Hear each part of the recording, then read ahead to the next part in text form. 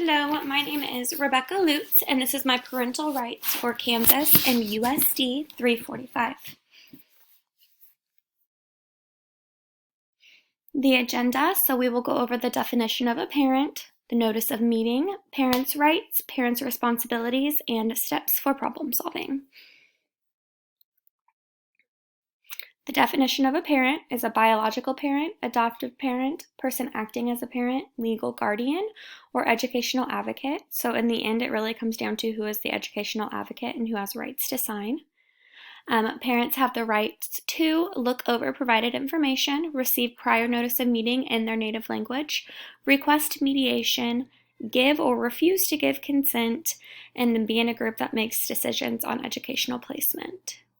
Notice of meeting needs to be given during an eligibility meeting, evaluation, re-evaluation, IEP development, or when determining educational placement. So the school must make a reasonable effort to ensure that the parents understand and have the opportunity to participate in these meetings, including arranging for an interpreter for parents with deafness or parents whose native language is other than English.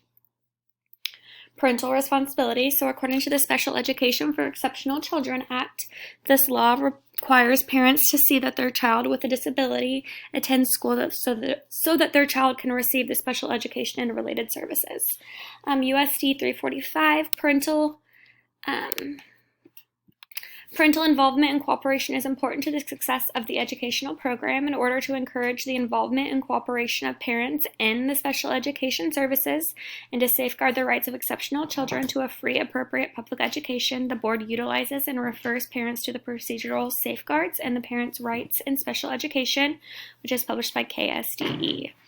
Problem solving. Step 1, talk to your child's teacher. Keep track of the communication and anything that you've sent. Step 2, present your concern to the next level. Share the steps you've already taken. Step 3, contact the building principal, superintendent, or head of school. And then the final step would be go to the board of directors. And my resources.